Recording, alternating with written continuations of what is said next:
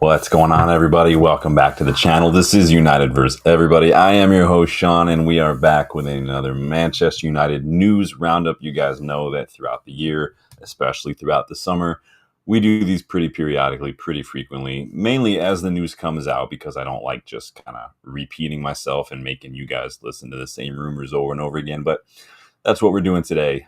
Yesterday, if you've known, obviously I didn't do any live streams. I did put out a couple of shorts, so call those like a preview of what we're going to be talking about today, because yesterday, putting out the shorts, I don't get to hear your thoughts. Today, I want to hear your thoughts. We're talking Sesko, Baleba, Hojlund, Garnacho. We are talking all that today. And then obviously taking a look at some of the new updates just around the club in general. So that's what we're doing today, you guys. Get stuck in, like the video, subscribe to the channel if you are new. Check the memberships as well to learn how you can get more involved in the content that we put out on the channel, whether that's scouting reports, what if episodes, questions from a boot, all that kind of stuff.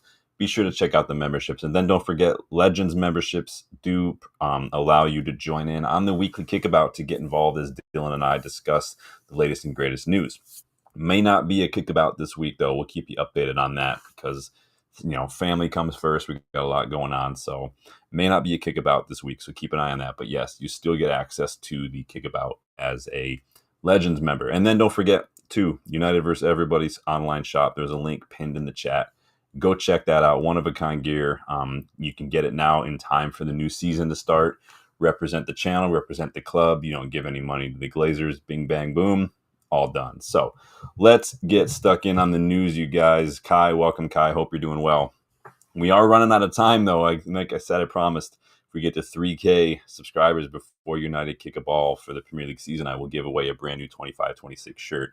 There's still time, but it is getting dangerously close. So really, you guys just need to, all of you, just create like burner accounts and just start subscribing. That's the best way to get everybody closer to the to the giveaway. So first and foremost, the shiny and newly renovated Carrington has been unveiled today. I remember we got reports earlier in the week that was supposed to be ready on Friday, and lo and behold, it is ready, complete with a ribbon cutting by Sir Jim Ratcliffe and crew. How much did that ribbon cost, Jimmy? We're marking down every cent, buddy. So that happened today. Sir Alex was there, Ruben Amorim, a lot of the players, everybody was there. Sir Alex actually gave a speech as well, honoring the late, great Kath Phipps, who now has a plaque. There was a whole unveiling of a plaque commemorating Kath in reception on the wall of the entrance, honoring her memory and everything she did for the club and everything she was for the players and whatnot. And so big up, Kath. Class move by the club. And apparently, though, we have a new receptionist at the club in a certain Wes Brown. I saw that photo. I thought it was funny. Yeah, Wes just chilling, taking over reception duties apparently. But all jokes aside, I mean, I don't know if you've seen the footage. The club released like some drone footage and whatnot of the new ground and everything. It looks pretty legit. I like a lot of it. I'm a big fan of natural light. I don't like lights on in my house during the day. I like to just have a lot of windows. Thankfully, our house, we have a nice big back window, so don't even have to worry about anything. But the whole purpose is to like bring in a lot of the light. You can see the pitch pretty much from anywhere because it's just floor to ceiling windows all over the place. A lot of really cool lines, really cool colors. I like the whole aesthetic they went with, a lot of the wood grain and everything. It's pretty legit. I love what they've done. This is another, this one specifically, I really, really loved right here. This trophies that they put up one of these staircases. I think that is awesome. I think they need to put that for the visiting team. I think they need to put that kind of those replica jerseys for the home team too, as we're coming out of the tunnels and getting into the entrance. I think they need to line these up in so it gives us a little bit of inspiration, the first teamers as they come out, and it gives a little intimidation to the visitors as they come out too. So I really do enjoy what they did with Carrington. Let me see what you guys are saying. Everybody's jumping in. Big up, Rob. Good to see you again. Hope you're doing well. Yes, hit that like button, hit that subscribe button too. We were just kind of recapping the Carrington reveal today, so everybody get involved. But yes, good to see you again, Rob. Agile, get a twofer, man. It's 2 in a row. Big up. Finally found his level. I'll not have any Wes Brown slander. The guy was a consummate servant of the club when he was here. Same with Shazy and everybody, man. These guys did their things. They did what they had to do. Big up, Agile. Rob says New Carrington looks fantastic. It does look fantastic. Again, I like what they've done. The trophy case going up the stairs is pretty sick. And don't forget, the Carrington renovation was funded from the 300 million that Sir Jim initially invested. So part of that, I think it was like 50, 60 million was taken out of that for this project. And so Sir Jim did invest a lot of his own money up front. I mean, this ain't no fresh coat of paint shit like the Glazers have been doing for decades. This is wholesale structural changes, from dressing room culture on the pitch to the training ground, the players' entrance, the dressing room, all of it.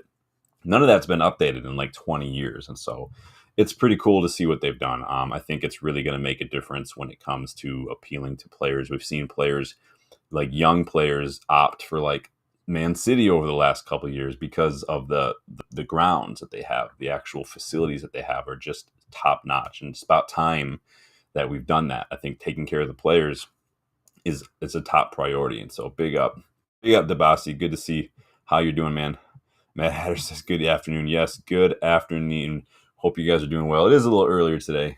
Busy day. Really busy this morning. I like to get my stuff done early in the morning. I've been up since 5, started working out, couple loads of laundry done, walk the dogs, groceries, pick up dry cleaning. Just got back from visiting my parents, check on my mom after, obviously, you guys know that my grandfather passed recently, so that's my mom's dad, so just wanted to stop by and check on her, see how everybody was doing. So busy day, dude. Busy day.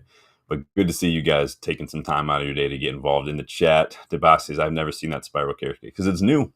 It's the brand new Carrington Debasi, so I really like that they've lined it with trophies. So I think that looks cool. And like I said, the whole aesthetic that they've gone with, like this wood grain kind of peel, the brightness, the natural light, it's really cool. I like it. Rob says he's broke, isn't he? Maybe it's a new job. It could be. I don't know if he's broke. I thought he's like an ambassador for the club, isn't he? I can't remember. I know you see him all over MUTV a lot, Wes Brown. And I think that's kind of what he does now. So I don't have a problem with that. I got time for Wes. He's a big no. I appreciate that, John. No, we're all just having good fun, man. I appreciate you. So, but this is pretty cool. So I like that. New Carrington does look really nice. I'm sorry, the computer's just messed up. There we go. Cool, we're good. So big up New Carrington. Hopefully it's just does what it needs to do. It gives those players a boost. The atmosphere, I don't know if you guys have noticed, or like people who've been meeting with the players and stuff, the atmosphere in the camp right now is just super positive, and what you like to see. Hasn't felt that way in a little while, if I got to be honest. It's felt just a little bit like meh over the last couple of years. And I like this a lot. I don't think this is Amorim being lax. I think it's just he's a good combination, I feel, of like strict disciplinarian, but also, he's more relatable maybe to the players because he was a player not that long ago, and so I think he's still there as well. So I like it a lot. You guys get your thoughts in on the new Carrington, and what you think. Are you excited? I wish that fans were allowed to go on tours of Carrington sometime. I think that'd be excellent. I would definitely be all for that, but it is what it is. I appreciate that, Agile. Yes, thank you. So all right, let's get caught up with some of the stuff that I put out yesterday. If you guys remember, like I said, I put out a couple shorts yesterday. I had to get caught up with clients yesterday, so I wasn't able to do any live streams. But I did want to make sure I threw those out there. Almost, again, like I've said in the past, consider those like previews of what we're going to talk about. But it did all start kicking off with the new Sesko news yesterday that we got a here we go from Fabrizio Romano on Benjamin Sesko. Agreement club to club reached with RB Leipzig for 76.5 million euros plus 8.5 million euros in add-ons. Terms are agreed, personal terms until 2030. I read that it's like 160K a week is the wages, if I remember that correctly. Someone correct me if I'm wrong. But overall, the fee there, that's a 66.3 million pound initial fee when you put it in pounds, and then a 7.3 million pounds in add-ons. So roughly 74 million fee total. I remember I asked in that short, like, is that too much for Sesko? Is that about what you guys would expect to pay? It's a lot to lay out for a young striker who's not exactly set the world alight. I think you've seen flashes of potential and brilliance. I like a little bit more goal output. He could maybe a change of scenery and a different challenge. Who knows? I don't know. But we did get the here we go finally yesterday. And then we got this from Florian Plettenberg. To make the deal with Manchester United possible, Sesko has agreed to waive part of his salary. He could have earned more at Newcastle. His agency, led by Elvis Basanovic, has also given up a significant share of the commission. This was necessary to push the move to Man United over the line. So that's coming from Florian Plettenberg, who's saying basically Newcastle, if you remember too, Newcastle went in with two offers. They went in with one offer, then they went in with an improved offer that was like, I'm going to shift this over here, like 5 million more. And it sounds like they were getting ready to offer him more. And the dude, not only did this dude choose a lower offer, but he chose to waive like a part of that salary, and his agent has waived a bit of that as well, just to make this happen.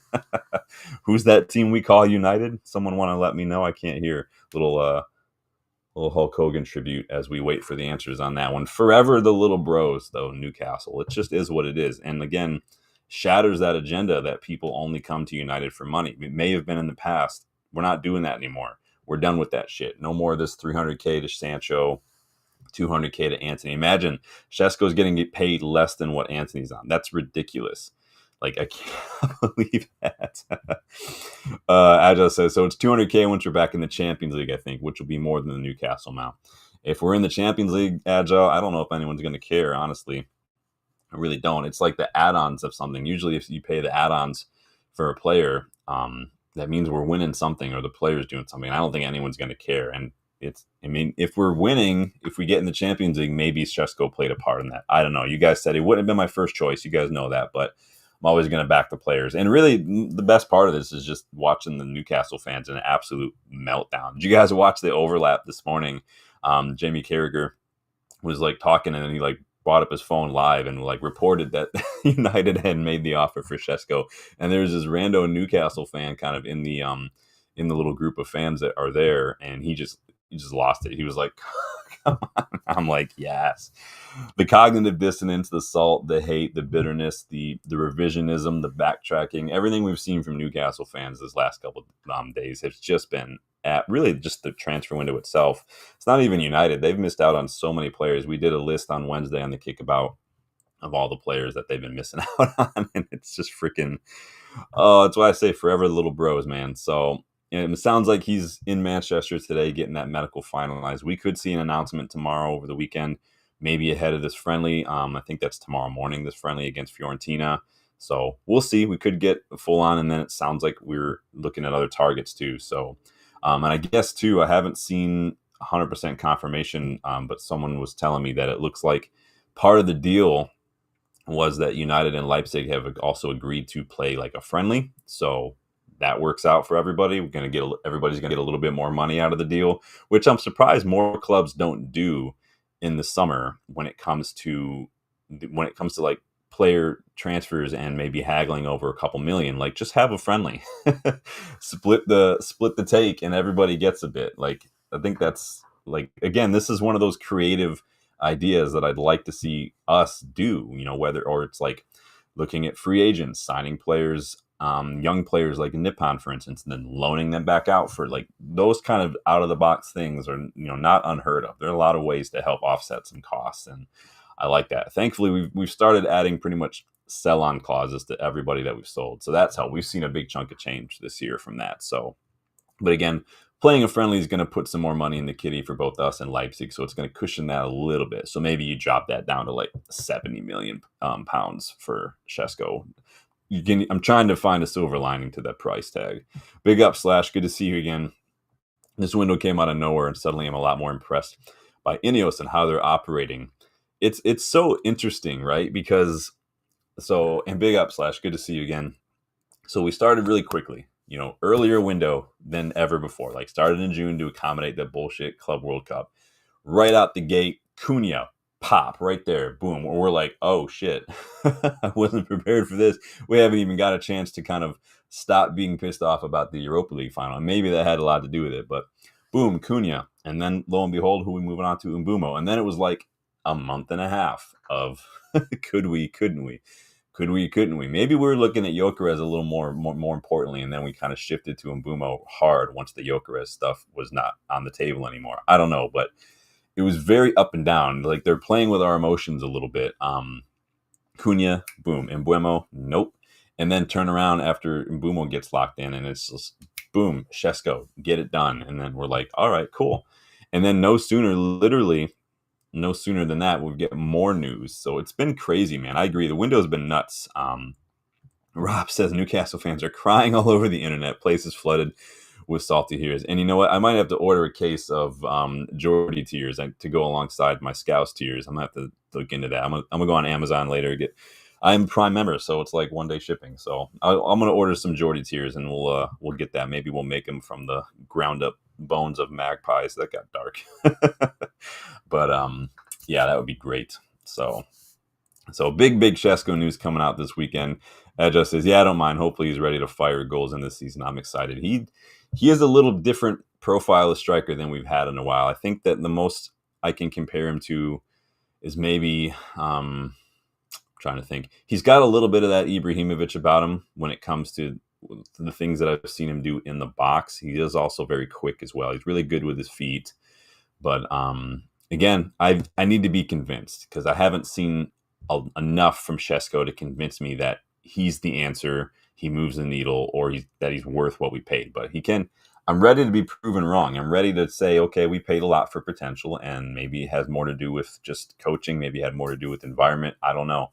But who knows? But I don't want it to be another Hojlund situation. So Agile says, are we giving them 100% of the take? See, I don't know. I think I just read that was happening. I haven't seen it confirmed or anything. So if someone has any more details on this proposed friendly between Leipzig and United, let me know. I just saw it reported from a couple different people, mentioned here and there, so I don't actually see any other details. So Debasi says his eye doesn't lie. The classic eye test. I mean, eye test and the numbers, they always kind of seem to clash every now and then. Every now and then you'll get a player where they both work like Mamadou Sangare that we spoke about the other day. Go check that out. Malian fans are all over this kid. So we'll see. Debasi says, after Baleba, I think Donnarumma. I mean, who knows what's going to happen, man.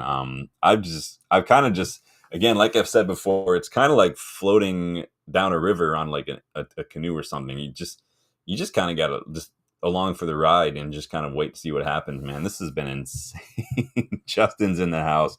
Big up, Justin. Good to see you, my friend. I saw that you called. Oh, yeah!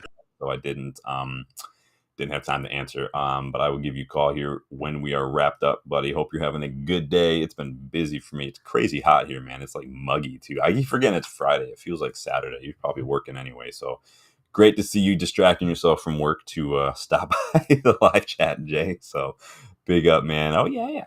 Debasi says PSG only wants 30 million. It's a steal. We're going to talk about Donnarumma towards the end, so make sure you're listening in because I've got some numbers for you. So yeah, Sesko news. We could get that announced sometime this weekend. That would be great. I think I would like that a lot. Remember the season's right around the corner too. It's what is it? The 8th season's in like a week, so we can see all sorts of stuff going on. Who's texting me right now? Oh boy. All right, so got the Sesko news. Literally, the ink's not even dry. People aren't even pressing like post on Twitter, like Romano, Ornstein, whatever, and like boom, boom, boom. We get all sorts of crazy rumors after the Sesko. Sorry, my computer keeps messing up. And then we get midfielder news. Like, it's crazy. So this is what popped up that caused everybody to freak out yesterday. That United have made contact with the representatives of Carlos Baleba. Obviously, Brighton don't want to sell. They don't have any plan. They weren't going into the summer planning to sell. It's pretty late in the summer, so it would take a bit of convincing to convince them to part ways. All sides are aware a move may be unrealistic, but United are keen, should know in the coming days if plausible or not. And that was coming from David Ornstein, who credits Indy Kayla, who's been making a little bit of a name for themselves here this summer. I think there's definitely something in this because fresh off the back of this, we've got all these reports that Brighton are trying to tie down Baleba to a new contract. Now the guy is only on $12K, like $12.5K a week, and so reported they're trying to tie him down to a contract that has a release clause that will kick in next summer. So they're trying to again protect their investment. If we're interested in this, we need to move quickly because we don't want to have to worry about accommodating the wages and making it more difficult on ourselves. And he's going to have to maybe push a little bit harder. Now, we see players who are respectful of their clubs and stuff, but maybe he could just make it clear, like, I want you guys to listen to what United have to say, because this is a great opportunity for me. He could still go for big money next summer and he can have another season of development, but he ticks a lot of boxes for us in midfield right now. Another Cameroonian, I believe. So maybe that's why we kept Onana around. Maybe we kept Onana around to help us get this Mbeumo and maybe this Baleba deal over the line. And then once that happens, we're like, bye, Onana. See you later, Andre. Get out. Debasi says, do you see Newcastle fans whining up to this day? Imagine them when we reveal Sesko at Old Trafford before the Fiorentina man. Imagine if he scores a hat trick at St. James later on. So Dylan and I are actually going to be there for the Newcastle match at Old Trafford in December, so that's going to be fun too. Justin and I were already giving it to Southampton fans when we were there this past year during that match. It's going to be a blast. I might get beaten up. I might get chased around Manchester. I don't know, but you guys know I've got no chill when it comes to stuff like that. I do not care. You guys are letting me know how you feel about the Garnacho. Yeah, get voting in the chat. I did put up a poll, as we're going to get to that in a little bit. How much would you like for Alejandro Garnacho? I'll give you a couple options, so get involved in that. Yeah, Rob, secret agent Onana. I mean, if honestly, that's like the most effective thing he's done in a United shirt so far, is maybe contributing to Mbeumo and maybe playing a role in getting us Baleba. We might forgive everything. It's a clean slate at that point if we get Baleba over the line too because of Onana, because jeez. Roger says, Bendito, new Man United, Trent off a can. Yeah, Bendito Montato is very good. He and Kamison look very, very good. Obviously, Montato has been getting a little bit more of the minutes this summer. Kamison, you remember, got involved in the postseason friendlies that we played over in like Hong Kong and stuff. So we'll see. I think you're going to see more of these youngsters heading out on loan at some point as well. We've already got a couple that have already made the loan moves official. So Debasi says, no, not next window. We need Baleba this window. This window is United versus City for Baleba. But next season, how are City bought a couple midfielders already? They got Tijani Reinders. They already picked up that Nico Gonzalez kid from Porto in January. People forget City signed 4 players in January as well. They signed Marmoush. They signed Kushanov. They signed Vitor Rice, who I think is going on a loan. And they signed Nico Gonzalez. And from what I've heard, they've already want to get rid of Nico Gonzalez as well. So I don't know. The City has literally bought like 8 players in the last 6 months. It's insane. It's not as bad as Chelsea, who have literally bought 50 players almost in the last 4 years. You have to go back to Ander Herrera for when United had 50 players. Like, that's 50 players ago. For us was Ander Herrera. Chelsea have done it in the last 4 years, which is just insane. Raja says, Uncle Andre Onana, phone this guy up. If Onana's bringing that unk energy and getting this stuff done, then I'm all for it, man. I'm all for it. I don't think they're selling Rodri. They're not going to sell a Ballon d'Or winner, man. He's still, what is he, only like 28, 29? I mean, obviously Kevin De Bruyne just left. I think they'll sell Bernardo Silva before they sell Rodri. There's no way they're getting rid of Rodri. He's one of the best players in the Premier League. Big up Football Edits. I feel like I've seen you here before. If I have and I'm not remembering, apologies. I see a lot of new faces recently, so big up. Welcome back. Rob says, do it this summer as our rivals have basically spent their transfer funds. Dude, Liverpool might be getting some money for Darwin Nunez, so that's going to help them. City aren't selling anybody, but they just don't care. Chelsea are trying to sell Nicholas Jackson so they can spend another bunch of money on a player, maybe a United player. We're going to talk about that shortly. Newcastle, who knows what Newcastle are doing? I mean, maybe they're cursed. Maybe they're just like keeping that social distancing alive when it comes to players in Newcastle, because everybody they're linked with just avoids them like the plague. Dude, it's freaking messed up. Raja says, how many defensive midfielders do Man City need? Well, you got to remember, Bernardo Silva is like 30 now, and so I don't know what's going on with him. They've got Rodri. Now they've got Tijani Reinders, Nico Gonzalez. Now, Tijani Reinders isn't necessarily a defense. He's more of a deep line kind of playmaker, kind of a roaming six a little bit. Nico Gonzalez is a little bit similar in that he's more of a ball carrying midfielder as well. Now, Rodri's the guy you want. If you played a 4-3-3 with Reinders, Nico Gonzalez / Bernardo Silva, and Rodri in that deep six, it'd be great. Maybe they want some depth there. Is Calvin Phillips still at City, or did he like? I know he went on loan, right? Did they actually sell him, or do they still have Calvin Phillips? I can't remember off the top of my head. Let's not pretend Calvin Phillips to City was anything other than checking the homegrown quota box once Fabian Delph left. Let's just pretend let's not pretend that that's not what happened. Well, who else did they sign? I'm trying to remember now off the top of my head. Somebody will let me know in the chat because I don't remember. I feel like they've signed something. Cherky, don't forget they signed Cherky as well, right? So they've got a lot.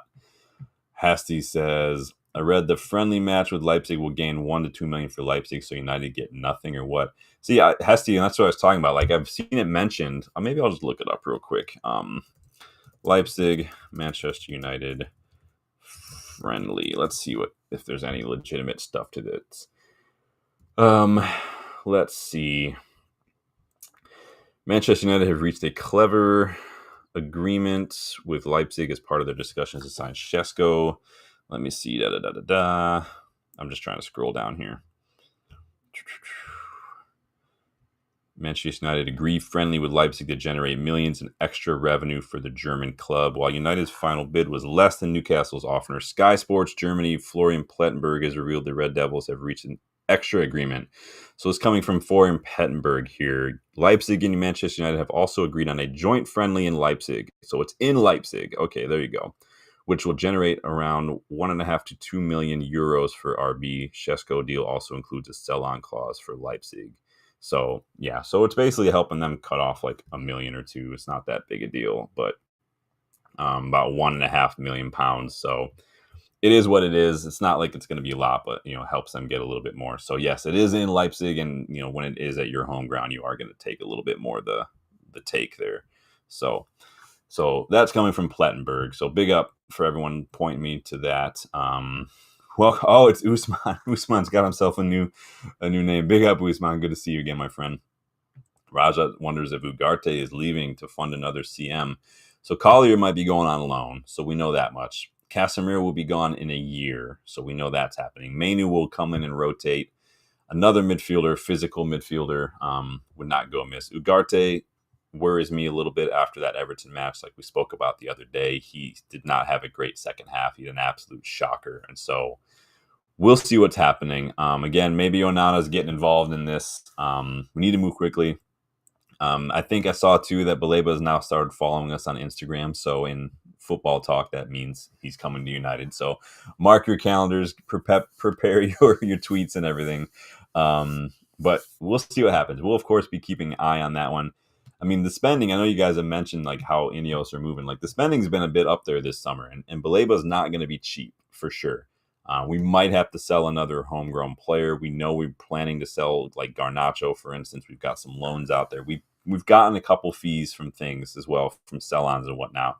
Now, I put out polls last night, I think, or maybe it was 2 days ago, asking United fans, if you had to, would you sell Kobbie Mainoo to get Carlos Baleba? Now, the vast majority of you guys, like 2/3 of in both Twitter and on YouTube, said no, they wouldn't. So we'll see what happens. I'm not saying like, would that be your first choice? I'm saying if basically you had to, that was the only way to get Baleba, would you sell Kobbie Mainoo? Now, a lot of people were commenting like, no, we want Mainoo and Baleba to be our midfield for 10 years. That's not the question I was asking. The question I was asking, if you had to raise money and selling Mainoo was the only way you could do that, would you do that to get Baleba? Is it worth it? So that's the question I'm asking. Remember, too, PSR is on the 3-year rolling period.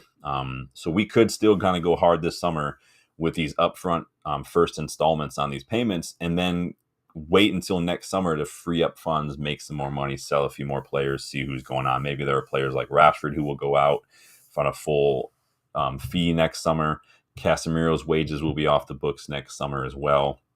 So we will be getting some money. Maybe we can find the buyer for Luke Shaw at some point. I don't know. Maybe Dallo will be out the door. We don't know what's going to happen next summer, but we'll probably need to upgrade a little bit next summer in terms of maybe young wingbacks. I would say we're probably, if we don't do anything with Onana this summer, we have to go hard next summer, and probably we're looking at a center back. We could sell Mount too. Don't forget about him. So Rashford to Barcelona helps. Casemiro's wages off the books helps. Potentially more sell-ons. If Mason Greenwood is sold, for instance, like I know there are Saudi clubs interested. If he sells, we get 50% of that as well. So Bruno could still get us big money next year too if he goes. So let's not forget that either. Hojlund, who we're going to talk about a little bit, he could go for a loan with an obligation or an option to buy, as has been reported today. Or we could also sell Garnacho.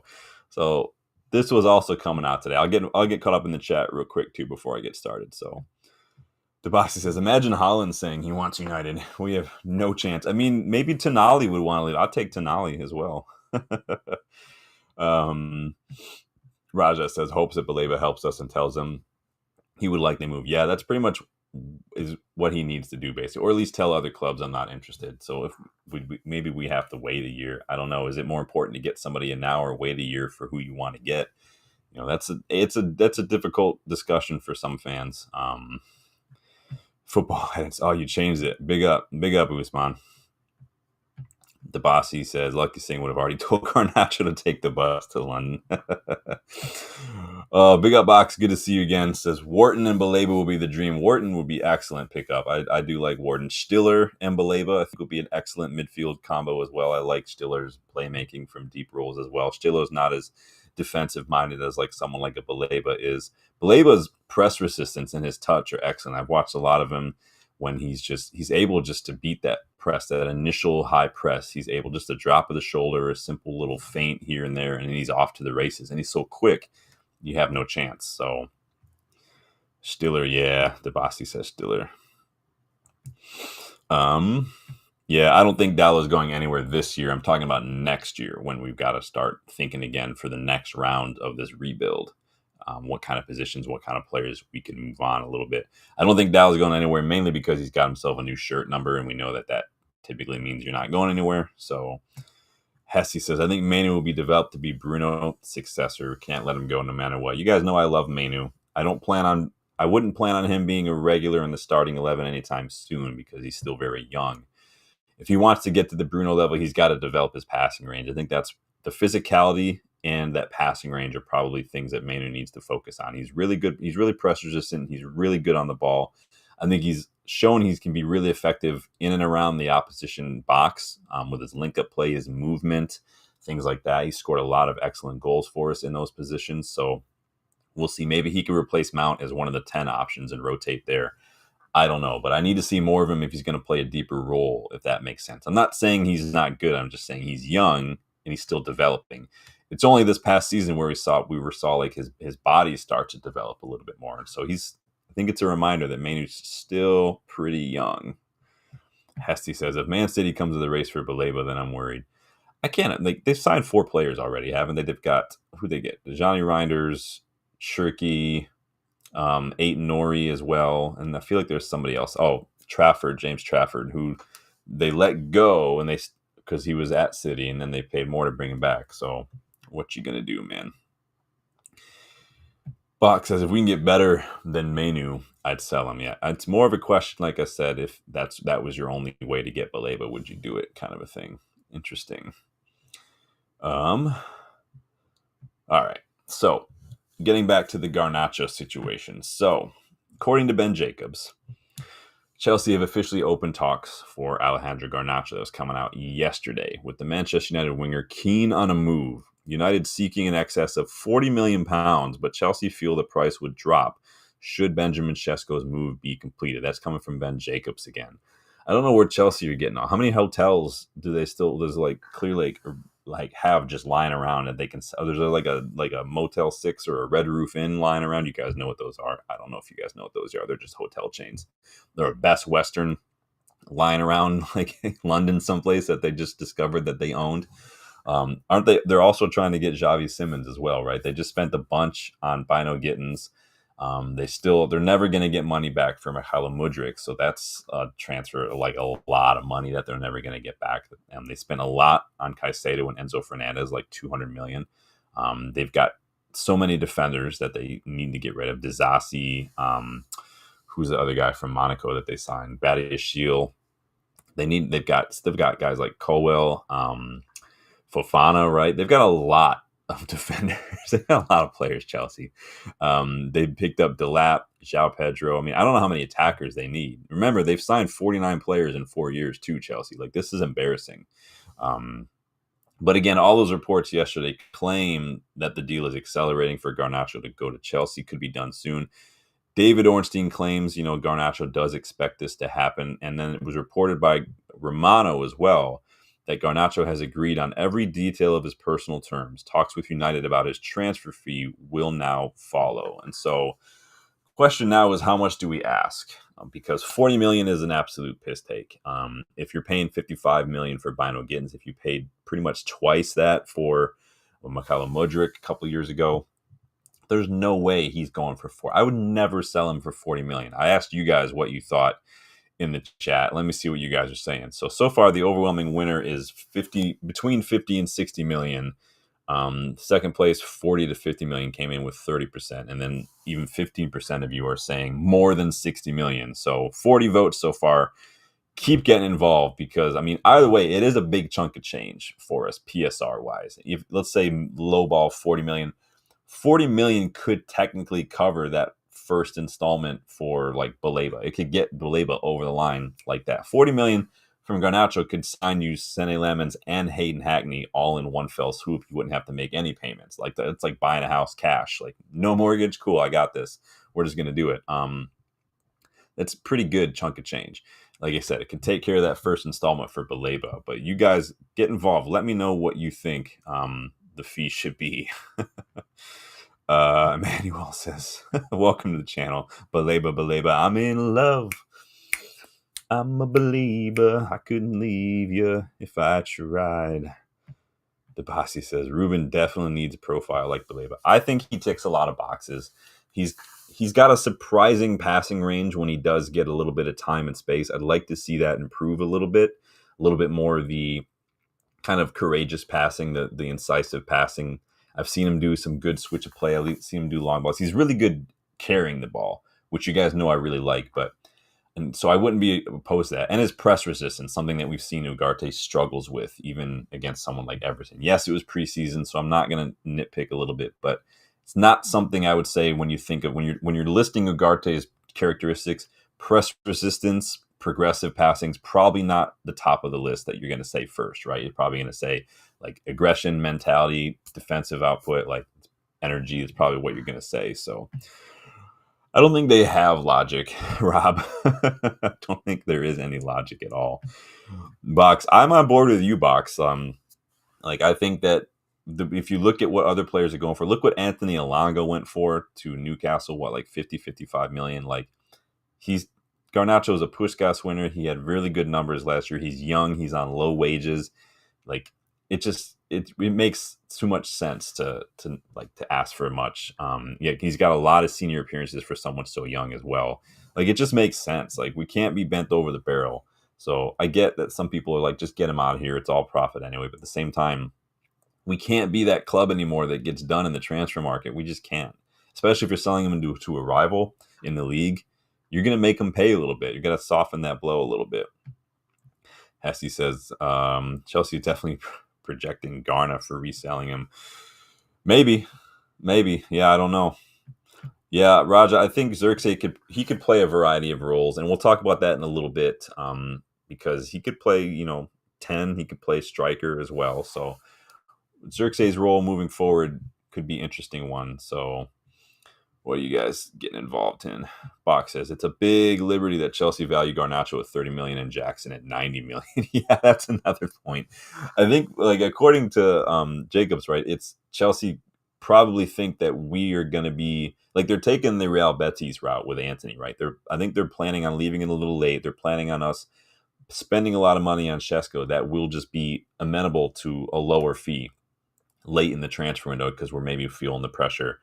We'll see who blinks first in that regard, Ineos or Chelsea, Ineos or Real Betis, Ineos or Juventus. I don't know what the hell's going on with Sancho, so I think people forgot all about Sancho. We still got Malacia chilling, not doing much, so I'd like us to get at least 50 million with 8 million add-ons, but I don't know how realistic things are going to be. Debas says, yeah, most importantly, Shawnee does anything to win back the ball if he loses it. Yeah, Ugarte just does not care. He will fight everybody, man. Box says, Garnacho, love him or hate him. He's a semi-profile brand to him as well. Chelsea will use him all over their sponsorships too. Have to factor in that as well. He's 21. He can and will get better. He has so obviously he's got an Argentine teammate in Enzo Fernandez as well there as well. So that helps out a bit. He has one at United in Lissandro, so it is what it is. But yeah, I just think that, and I've said it for months going into the summer, like he has an opportunity to Garnacho to change his behavior, but also find a way to fit into this system. And he just hasn't done either. And so I think it is what it is at this point. He scored some really good goals for us. Obviously, the FA Cup final was a thing of beauty, making Joshko Vardio look a right prick. But at the end of the day, we can't have that kind of personality in and around the dressing room. And I think we've seen that that's a big priority for Ruben Amorim, is kind of cleansing the dressing room of that sort of selfishness, that sort of impulsivity when it comes to decision making off the pitch, that maybe lack of 100% commitment to the club day in, day out. And so we'll see what happens. Hesty says we can push sell-on clause. Yeah.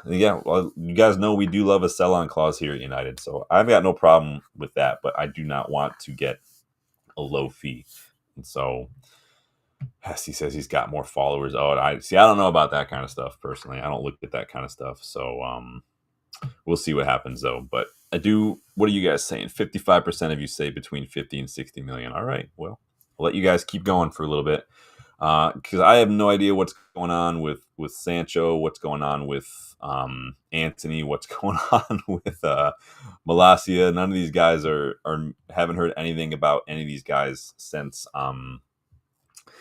the Sancho stuff, like a couple weeks back, right? Literally nothing. Like the Sancho to Juventus stuff seems to have completely just dissipated. Again, like I said, Betis will probably wait until like the last week or so of the window to try to get Anthony done. They've been selling players, they've been signing players, so they've got money. Anthony might even have to put pressure on us, which we saw him do at Ajax to get his move to United. He refused to train, so we know that he's not above doing that. Malacia, haven't got a Scooby-Doo what Malacia's future is, if I'm being honest. Haven't heard anything. I feel like now that I say that, I feel like there was something with like Turkey or something, but I don't remember. If anyone does have any, let me know. There were reports today too that AC Milan could pursue a loan to buy option for Rasmus Hojlund, which also could give us a little bit of money, because Romano is claiming that we can get a loan fee, which helps. Hojlund doesn't want to leave, and Romano claims that he's not going to leave unless United tells him to, and nobody's at the club's reportedly told him that he's done yet. So if Hojlund leaves, though, do we need another striker? Like, is Cheeto, Xerxes, and Sesko, is that enough quality? We said we needed a striker even if Hojlund was here. If Hojlund leaves, does that mean we still need a striker? Was it just the lack of quality, or did people think we didn't have enough depth at striker? Because Cheeto, I don't even know if I'd consider Cheeto an option. Xerxes, I do consider an option, but again, that makes two strikers. Three, technically, if you count Cheeto. I don't know that. There's a chance Mbumo, Cunha could also be considered striker options when you've got Mount and whatnot available as those 10 roles as well. So I think you're going to see a lot more of Mount this year as well. So I have no idea. So you guys let me know what the options are. If this Hojlund, if he goes to AC Milan, are we good? Maybe with less fixtures, we don't have to worry so much. Do you trust Sesko to hit the ground running? Bach says a little cheeky Vardy 1-year deal. I would honestly, God, like if we, I'm not, I know I said the other week, like, no, I'm thinking more long term with Vardy. Like we need maybe a quality striker to come in and coach our attackers. We've seen since Rude left, it's kind of gone downhill. Since Benny McCarthy left, it's been a struggle. Maybe Vardy as a coach, maybe he's ready to hang up the boots in another year or so. I mean, we've seen him training recently, Jamie Vardy. He doesn't look like he wants to stop playing anytime soon, but at some point you're going to have to. What's your plan there? Is he planning for anything? Does he just want to go the pundit route? Does he want to coach? I think I would definitely love to see someone like Vardy come in and become one of our striking coaches. I think that would be excellent. I don't think it's going to happen. Amorim seems to have his coaching staff. They're pretty close-knit, but wouldn't be the worst idea in the world. I wouldn't rely on Vardy, but it is what it is. Rob says Benfica are interested in Anthony. I saw some Benfica links, but from what I've read, he only wants to go to Real Betis. And so I don't know what's going on there. Really do not. So But I do not want any loans for Anthony. Just take him. 30, 35 million. You can have him. Like, that's fine. I don't care anymore. Just get him out of here. We need money. We need it now. And I'm not going to deal with another loan. I'm tired of, like, how many loans has Sancho gone on? Rashford went on loan. Anthony already went on loan. Just get him gone. Malacia went on loan.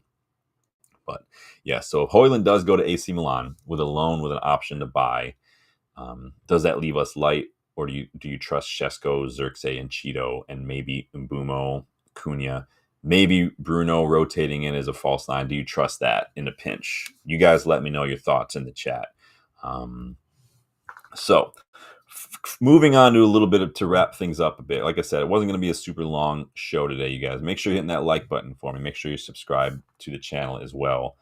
Rob says if Anthony keeps pushing away offers and just put him in the under 20 these. Yeah, you can do that. We're still paying him 200 or 150K a week, though, so it is rough. Allergies are bad today, but I hear you. Problem with Anthony, it's not like a Rashford or a Garnacho or a Sancho situation where they've done something to warrant like any sort of discipline. Anthony's just not good. He's just not good. And so I feel for him. Let's stay with Malacia. I don't have any personal things with Malacia. He's just not good enough. And so I hate feeling like I don't want to go like the Van Gaal route or like the Jose Mourinho route with or like Victor Valdez or Schweinsteiger, where they just exiled them for literally no reason. Like, I feel bad doing that because they could still be helpful in training. They could still be good in the dressing room, but at the same time, like, just go. Like, you need to force this by like just taking a bit of a wage cut. He's only on 150K a week. So if he takes a pay cut, maybe drops down to like, I don't know, 75, 80K, which is still like 4 times more than what he was getting paid at Ajax. Maybe you do another couple and like have another really good season, help them win something.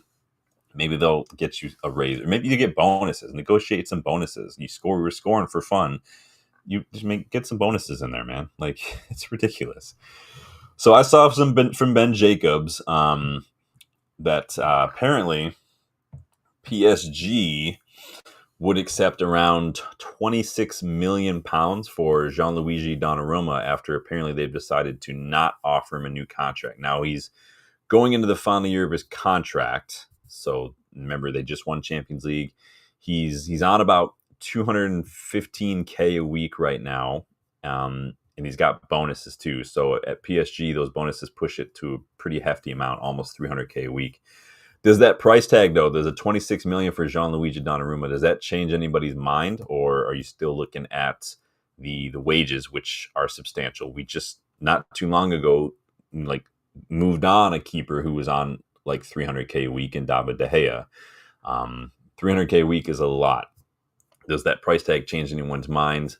I mean, it's so really, if you add the wages that you might have to give him, it's not 26 million at that point. It's nearly 125 million over the course of a 5-year contract, let's say, for someone, considering how much that wages you're going to have to pay. So it's not exactly super cheap. So again, not for me regarding Donnarumma. He's just not, it wouldn't be my first choice. I think, again, it's one of those situations where we can't get too focused. It's like the striker hunt. We can't get so focused on anybody but Hojlund that we look at just anybody, that we just get anybody. We can't be so focused on anybody but Onana. And again, this is coming from one of Onana's biggest, harshest critics right now. Can't be so focused on anybody but Onana that we just want to get anybody. Because I don't think Donnarumma has. I think he's, whether it's a dip or a decline, Donnarumma did not have a great last year. This is from the last 365 days. Literally, the only thing that I would credit him for that is above average is the crosses stopped, and that's nothing compared to someone like Sen Lamens, who's only 3 years younger and is one of the best keepers in Europe last season. The goals against is, yeah, you can say, Sean, that's green. That has a lot to do with a lot of other players besides Donnarumma, especially when you look at the shots and stuff that he's had to face and his save percentage. If your goals are against there and he's not making a whole lot of saves, as you can see, is well below average, that means your defense is doing more when it comes to like the low goals against, the low number of goals allowed. This is why I don't like keepers getting the Golden Glove for clean sheets, because it doesn't have as much to do with keepers necessarily, depending on your other players. So, but those are Donnarumma's numbers from last year. Again, even if he's 26 million, he's going to cost you a lot in wages. And again, his numbers are just not good. They're just not. And so, Box says, we're getting fed up with picky players. Yeah. Roger says, keep Hojlund as a third and auxiliary striker to come off from the bench. Yeah. Hojlund should have been that since from the get-go. We weren't able to get another experienced striker, unfortunately. So it is what it is. Different regime in those days. Roger says, why is Chelsea or nothing? And that can be potentially ruined next year without no club, or he comes back. Well, we've seen players not necessarily anymore. Like Mason Greenwood wasn't allowed to play, came back, went to Marseille, had an excellent year. He was at Getafe, I think, before that too. Guys like Tonali, Tony, these guys were banned, and now they're coming back and doing things as well. I'm not saying anything that's good about Mason Greenwood per se. I'm just saying sometimes it's not the end of the world. But again, it tells you what the priorities are for the player. If they're not willing to take a pay cut and they're willing to forego a year of playing football just to whatever, then it shows you the priorities. So it is what it is. Rob says, meant to be a news drop soon, possibly Angelo Stiller. Where are you seeing that from, Rob? I haven't seen anything on Angelo Stiller today from anybody credible. Debasi still wants Donnarumma. Don't you still want Emi Martinez? Debasi, was that you or was that somebody else? I can't remember if you were the Emi Martinez fan. Rajat doesn't think we'll be getting Gianluigi Donnarumma. I don't think we are either. This to me sounds, again, this still feels like agent talk personally. Our name's just getting thrown out there. Remember, City were linked with him recently too, and they got James Trafford. I don't think City were ever actually in for Donnarumma as well. Box says Donnarumma being available is certainly something to think about, but I'd still look to bring in Lamens. Yeah, because again, we're still stuck with Onana as well, and which is going to suck. But yeah, I would go for Lamens personally. Over the course of the contract, he's going to cost you maybe half, if that, of what Donnarumma is going to cost you over the course of that contract. If you give him $300K a week, like he's on now with the bonuses, even if you drop that down to like $200K a week, you're still going to be paying like $80 million over the course of the contract, and when you include the $26 million transfer fee as well for Donnarumma, and his numbers just don't justify that. They just don't. Rob says, how much would you pay to remove Onana? Oh boy. That's a loaded question. You guys know I think that Onana, it gets to a point. There's one thing when a player is bad, like Anthony's just not good enough, but he doesn't. Onana takes it to another level where he's a net negative. When he plays, he hurts us way more than he helps us. He'll make a save now and then, cool, but he costs us on set pieces. He's shaky. Distribution is garbage. His confidence in the box is next to like poor, like next to nothing. So it's like he impacts everybody else around him, which you guys know I talk about a lot. That's called the O principle. And it's just, you can't have that. I would hate to be a defender with Onana behind me because I'd constantly be looking over my shoulder because I wouldn't ever trust him to do what he really should be doing in any given situation. The thing that gives me nightmares is that Gibbs White goal from earlier last season, where it was just like a random weak bouncy shot from way outside the box. Onana just literally sat there and watched it. They literally sat on the ground as it bounced past him. Like, can't do that. It's just horrible, horrible, horrible. Bello Emmanuel, welcome. How are you doing? I'm doing well. How are you doing? Let me know how you're doing today. How is your Friday going? Rob says, I do like Lamens. Think he could come in. Lamens, yeah. The problem is with Lamens too is who gets the minutes? Like, how do you determine that? I don't want to go this Arteta route where you've got these two, David Raya and like what's his face, Ramsdale duking it out. Like, you could maybe do one gets to domestic competitions, but without Europe, it's literally just FA Cup and Carabao Cup. And maybe that could be Lamon's kind of test. I don't know, but I don't even know if Onana is going to be fit to start the season. And so we may be stuck with Bayindir for the first couple matches. So Hesse says, Donnarumma has to do what De Ligt did, take a huge pay cut. Not sure he's going to do that. He won't. Because now all these players have the Saudi option. They don't have to take pay cuts if they don't want to, because Donnarumma is definitely the kind of player who could go to like Al Nassr or Al Hilal or something, or Al Ali, and get paid double, triple what he's on. It's just the way it is. And so I don't want to be treated like that. I don't want to have to shell out that kind of money to get Donnarumma, because again, as you can see on the screen, his numbers last season were just not that good, man. So it's kind of like Emi Martinez, just declined. So Let's see. Rob says Onana has said he'll be fit in time for the NRC. I read that he's trying to. Now, again, you don't want to rush it personally, but he's trying to. Again, it seems like it wasn't as bad as we all thought it would be, which is good. It's good news. We don't want players to be injured. You don't ever want to do that. But at the same time, at the end of the day, he's still Onana. He's still going to cost us. Raja says a new Carrington looks pretty cool with Sir Alex. Yeah, we were talking about that a little bit. I threw up some screenshots from some of the stuff. We got a new receptionist taking over in West Brown, chilling. Bello says, for me, United should take the $40 million to fund also Baleba deal. No one wants to keep an unhappy player. No, I agree. I agree with the second part for sure. No one wants to keep an unhappy player. But again, we don't want to give in to player power and let Garnacho's temper tantrums and his behavior dictate what we do. It's just, we can't be pushed around like that by players, by agents, by other clubs when it comes to this. Chelsea paid a lot of money for Bino Gittins. They paid a lot of money for Mikhailo Modric a couple of years back. Garnacho is probably worth more than both of those guys right now. And so he's Premier League proven, if you guys believe in that. He's a Puskas winner. He had a good number last year. Been playing first team football in this league for a couple of years now, and he's on low wages. They can shell out like 55 to 60 million for him if they're serious. And that's just what it is. Hesty says, but buying Donnarumma can make Onana willing to go since he wants to be number one goalkeeper. Maybe Saudi club would come. Well, he's injured. That's the problem. Now, we saw that one Saudi club was a Nom or something. They were the only ones I've seen linked with him recently. Problem is with Onana, too, it's kind of like Hojlund. We have to get a minimum amount for it to not hurt us PSR-wise, because we paid a lot of money for Onana. He's only been here 2 years. If we don't get a certain amount, it doesn't help us, and we can't afford to keep doing that. And so that is another factor at play here. And so whoever we definitely overpaid for him when it comes to Onana for sure. Tobias says, I did see the charts. It wasn't looking good for Onana. Then I did the eye scan. Best 5 wins, worst 5 defeats, best 5 and worst cup tournaments. I mean, it's interesting the ways people want to look at players and analyze. When it comes to keepers especially, I never look at clean sheets for keepers. I just don't. Just like I don't look at pass completion for center backs. Why do I not look at that for center backs? Because most of the time they're passing it 10, 15 yards left and right to their center back partner, or they're passing it a little ahead to the fullback or back to the keeper. All that counts as a completed pass.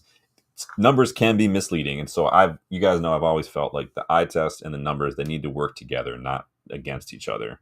And so Fishbelly says, if Donnarumma is that good, why is PSG letting him go? Well, he's entering the final year of his contract. He's already on almost $300K a week with bonuses, so they'd have to give him more money. I think they've either signed or they're trying to sign Lucas Chevalier from Lille, who is a good young French keeper as well. So maybe they're just moving on. Maybe they don't want to pay him. It would be cheaper to sign Chevalier and pay him, half of what Donnarumma is making than to sign Donnarumma to a new contract. And so it is what it is. I don't think PSG are hurting for cash. So PSG are one of those clubs who I just don't think care about money, kind of like Real Madrid. Florentino just does not give a fuck.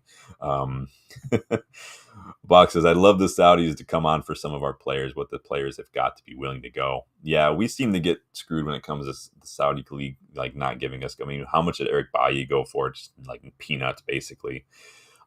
We have a couple players I do think could be good fits for the Saudi league, but I just don't, unfortunately, think it's going to happen. But it is what it is. It wasn't you. I forget who it was. It was somebody. Maybe it was Lucky Singh who wanted Amy Martinez. I can't remember now off the top of my head. So, Andreas, welcome back. Heaton should be first choice with the keepers we have. I put that poll out the other day after Heaton's match in one of these preseason matches, and I asked, is he the best keeper we have right now? A lot of people said, yeah. Hilver and Mason, welcome to the channel. I believe that United should demand 50 to 60 no player buyout. I agree. I think that you look at not even just what other players are going for, other clubs, but just looking at what Chelsea have paid for, Bino Gittins, who's got like maybe one full season of first team experience at Dortmund. Like, he still young. Like, they paid a lot for that. So 30 million is a piss take for sure. Big up, Hilver. And watching for the first time from Dominica, Caribbean. Nice. Big up. I appreciate you stopping by.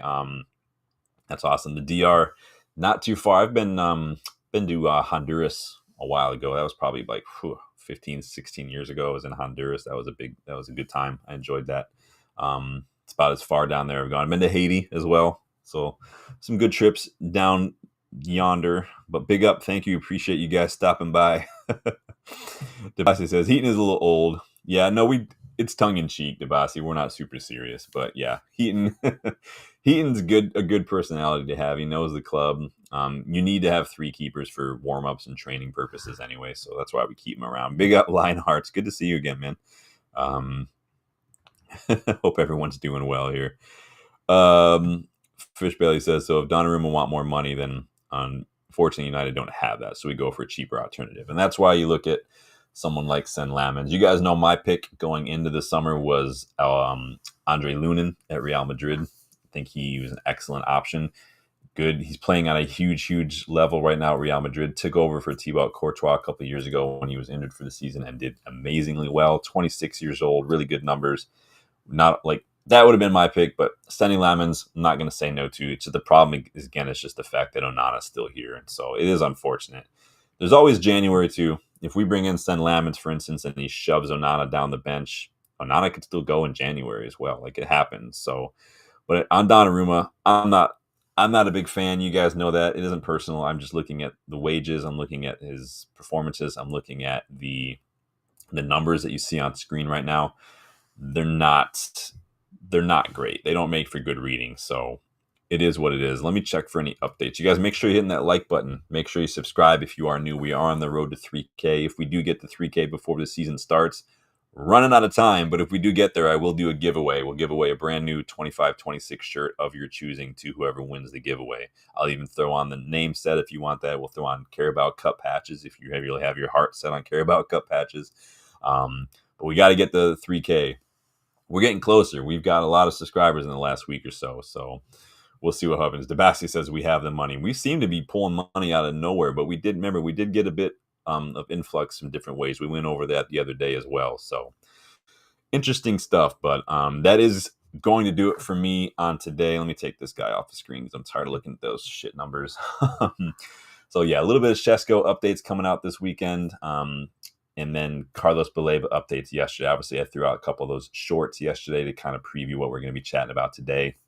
If we pull out Baleba, though, man, I expect to see a lot of apologies from some of these Ratcliffe critics over the last couple months, because I've always said we'll wait till the end of the summer and see what they do. The onus is on them. And so far, they have not disappointed, to say the least. Yes, a little slow in Mbumo news. Sesko wouldn't have been my first choice, but I'm not gonna complain a little bit. If we get Baleba as well, that's insane. That's more than I would have hoped for and would have expected. So we'll see what happens. Dylan and I will be back to do the transfer window rating and our season expectation video once the window is officially closed. So make sure you guys hit that notification bell so you don't miss out on that. And Legends members, you do have the ability to join in on those kickabout shows as well. So don't forget that. Check the memberships. They'll lay out a lot of ways you guys can get involved in the channel.